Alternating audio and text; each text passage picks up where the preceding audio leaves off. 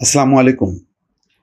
জুলাই আগস্টের সেই রক্তাক্ত অধ্যায় নিয়ে শুধু বাংলাদেশের গণমাধ্যম না, এখন আন্তর্জাতিক গণমাধ্যমও অনুসন্ধান শুরু করেছে।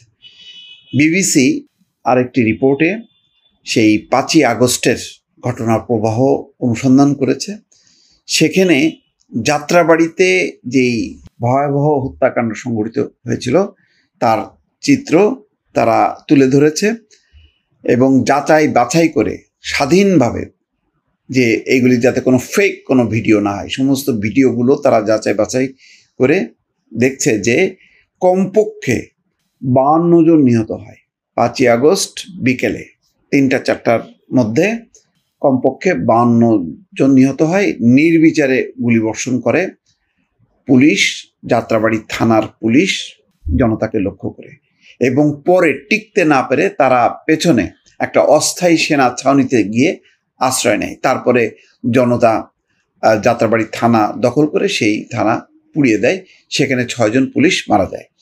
2024 সালের 5ই আগস্ট ঢাকার অন্যতম ব্যস্ত এলাকা যাত্রাবাড়িতে পুলিশের নির্বিচার গুলিতে কমপক্ষে 52 জন নিহত হন বলে উঠে এসেছে বিবিসি এর একটি অনুসন্ধানে। ঘটনাটিকে বাংলাদেশের ইতিহাসে সবচেয়ে ভয়াবহ পুলিশি সহিংসতাগুলোর একটি বলে বিবেচনা করা হয়েছে। প্রতিবেদনটি করেছেন বিবিসি বাংলার প্রতিবেদক ক্রিস্টোফার জাইলস, ঋষি ঝা, রাফিদ হোসেন এবং তারিকুজ্জামান শিমুল, এই 4 জন মিলে তারা এই প্রতিবেদনটি তৈরি করেছেন। ভয়াবহ ওই হত্যাকাণ্ড ঘটেছিল 5ই আগস্ট, যেদিন শিক্ষার্থীদের নেতৃত্বে টানা 36 দিন ধরে চলা বিক্ষোভের মুখে দেশটির তৎকালীন প্রধানমন্ত্রী শেখ হাসিনা ক্ষমতাচ্যুত হন এবং ভারতে পালিয়ে যান।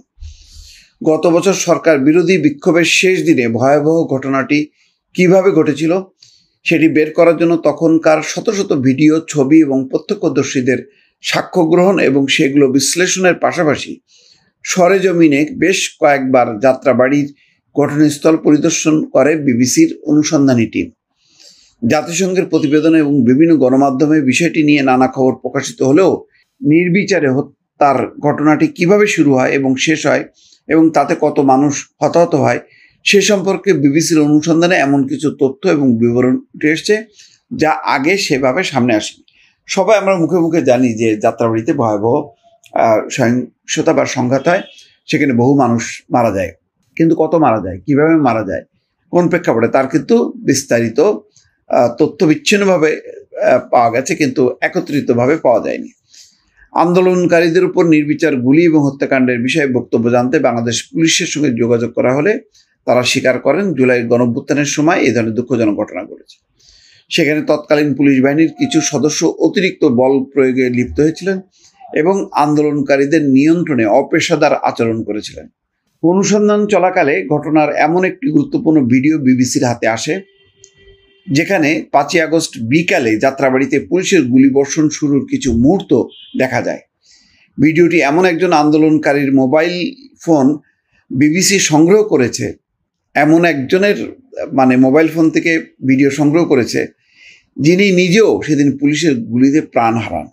নিহত ওই আন্দোলনকারীর নাম মিরাজ হোসেন। পুলিশ যখন বিক্ষোভকারীদের উপর গুলিবর্ষণ শুরু করে সেই সময়ের ভিডিও ধারণ করেন মিরাজ। মর্মান্তিকভাবে মোবাইল ক্যামেরায় এই ভিডিওতে তার জীবনের শেষ মুহূর্ত ধরা পড়ে। মিরাজের মৃত্যুর পর পরিবারের সদস্যরা তার মোবাইলটি খুঁজে পান এবং ফোনে সংরক্ষিত ভিডিওটি বিবিসিকে দেন। ভিডিওর মেটা ডেটা বিশ্লেষণ করে দেখা যায় সেদিন নির্বিচারে গুলিবর্ষণের ঘটনাটি শুরু হয় দুপুর 2:45 ভিডিওটিতে যাত্রাবাড়ি থানার মূল ফটকে বিক্ষোভকারীদের সামনে সেনাবাহিনীর একটি দলকে দাঁড়িয়ে থাকতে দেখা যায়। এরপর হঠাৎ করে তারা ওই এলাকা থেকে সরে যায়। ইতিমধ্যে তো আপনারা জানেন যে সেনাবাহিনী সিদ্ধান্ত নিয়েছে যে তারা এই বিক্ষোভ দমনে তারা জনতার বিরুদ্ধে অবস্থান নেবে না। যখনই সেনাবাহিনী গুটিয়ে যায় সাথে সাথে কিন্তু পুলিশ কলাপস করে এবং পতন ঘটে সরকারের। এই ঘটনার কিছুক্ষণের মধ্যেই যাত্রাবাড়ি থানার ভেতরের পুলিশ সদস্যরা ফটকের সামনে অবস্থানরত বিক্ষোভকারী জনতার উপর আকস্মিকভাবে গুলিবর্ষণ শুরু করে। থানার উল্টো দিকে অবস্থিত একটি ভবনের সিসিটিভি ফুটেজে দেখা যায় পুলিশ গুলি চালানো শুরু করার পর প্রাণ বাঁচাতে গলির ভেতর দিয়ে ছুটে পালাচ্ছেন বিক্ষোভকারীরা। ওই সময় আরেকটি ভিডিওতে আহতদের শরীরে লাথি মারতেও দেখা যায় পুলিশকে। পুলিশ গুলি শুরু করার পর প্রাণ বাঁচাতে গলির ভিতর দিয়ে ছুটে পালান আন্দোলনকারীরা। মিরাজের ধারণ করা ভিডিও থেকে হত্যাকাণ্ডটির সূত্রপাতের বিষয়ে স্পষ্ট একটা ধারণা পাওয়া গেছে।